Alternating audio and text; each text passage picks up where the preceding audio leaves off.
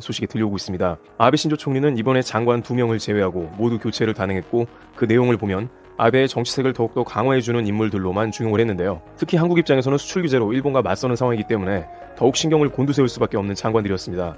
아니나 다를까 장관들은 임명되자마자 한국에 거친 말을 쏟아내었습니다.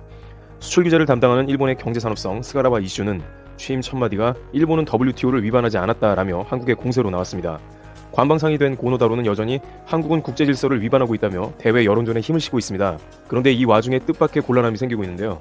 과거에 아베 내각의 비판적인 색을 띠고 있었던 고이즈미 신지로를 환경상의 깜짝 인사로 발탁한 것입니다. 고이즈미 신지로는 과거 고이즈미 준이치로 전 일본 총리의 차남인데요.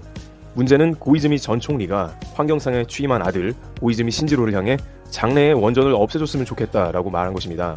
입각한 아들에 대한 덕담을 건네면서 한 말이지만 원전 재가동 정책을 펴는 아베 신조 일본 총리와 다른 입장을 강조한 것입니다. 고이즈미 전 총리는 또한 원전 반대 운동을 상당 기간 하고 있으며 아베의 원전 정책을 비판하며 일본은 미쳤다고 강경한 발언을 이어가기도 했습니다. 원전 반대를 하는 야당 대표와 악수를 하고 공동 강연회를 갖기도 했습니다. 아베에 대해서는 작년 말에 판단력이 나쁘다며 개헌을 해서는 안 된다고도 강경한 발언을 해왔습니다. 따라서 일본 언론에서는 고이즈미 신지로를 이번 장관에 발탁한 것에 대해 굉장히 의외라고 생각한 것입니다. 그렇지만 아베 입장에서는 고이즈미 전 총리는 정치적 스승입니다. 자민당 시절 고이즈미가 총리일 때 아베는 간사장으로 고이즈미를 잘 따랐고 정치적 입지를 다지기도 했습니다. 이번 고이즈미 차남이 발탁된 주요 원인 중에 하나였다고도 이야기되고 있습니다. 고이즈미 신지로도 아베 내각에 발탁되기 전에 결혼 사실을 아베에게 보고할 정도로 비판적인 색을 거두기도 했습니다. 그렇지만 여전히 고이즈미 전 총리는 원전을 없앴으면 좋겠다는 의견을 개진 중이라 아베를 곤란하게 하는 것입니다.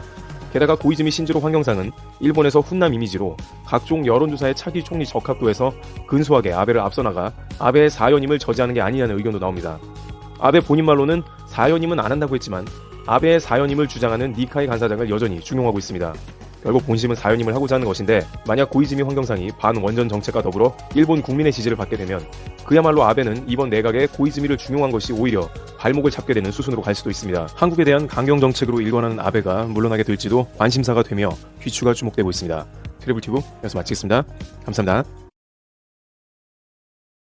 있어 관심을 끌고 있는데요. 바로 92년 이후 일본에 없었던 돼지 콜레라가 작년 9월 발생해서 1년 만에 감염 지역이 급속히 넓어지는 양상을 보이고 있기 때문입니다. 과거 한국의 조류 독감이 창궐했을 때 일본 뉴스 등에는 한국의 방역 수준은 처참한 수준이고 반면에 일본의 방역 수준은 완벽하다고 하며 한국 입장에서는 굴욕에 가까웠던 보도를 하던 상황도 있었습니다. 2016년 일본에서 조류 독감 발생 시에 컨트롤 타워가 제대로 작동해서 바이러스가 검출되자마자 대대적인 방역을 실시했고 그것이 성공했다는 것입니다. 반면 한국에서는 골든타임을 놓치고 결국 전국적으로 조류 독감이 확산되어 피해가 매우 컸다는 것이었습니다.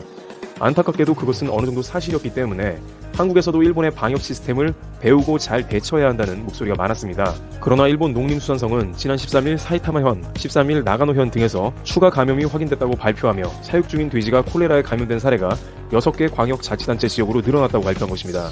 또한 문제는 이것이 작년 9월 기후현에서 처음 확인된 지 1년이 지났어도 감염제 확대를 막지 못하고 각 지역에서 돼지 살처분이 진행되는 상황인 것입니다. 일본 양돈 농가는 매우 다급한 상황으로 야생 멧돼지가 돼지 콜레라를 옮기는 것으로 알려져 있기 때문에 전국의 사육돼지를 대상으로 백신 접종이 필요하다는 의견을 제기하고 있습니다. 한편 지자체에서는 중앙정부의 도움을 구하고 있습니다. 나가노현 지사는 전국에서 백신 접종을 하지 않으면 안 되는 상황이라며 중앙정부 차원의 정책 전환을 촉구했습니다. 각종 비용이 부담인 지방에서 진행하기보다는 중앙정부에서 예산을 편성해 발빠르게 움직여야 한다는 주장입니다. 그런데 중앙정부에서는 양돈 농가가 망연자실할 이야기를 하고 있습니다. 일본 농림수산성은 국제수역사무국이 인정하는 청정국에서 비청정국으로 일본의 지위가 떨어져 돼지고기 수출에 타격을 받을 수 있다는 이유로 일률적인 백신 접종에 대해서는 신중한 입장을 유지하고 있습니다. 돼지 콜레라를 1년 동안 제대로 잡지 못하고 계속 확산되고 있는 이유 중에 하나가 아니냐는 비판이 제기되고 있는 것입니다. 일각에서는 일본에서 이미 돼지 콜레라가 발생했기 때문에 돼지고기 수출은 어차피 떨어질 수 있다는 의견을 내기도 합니다.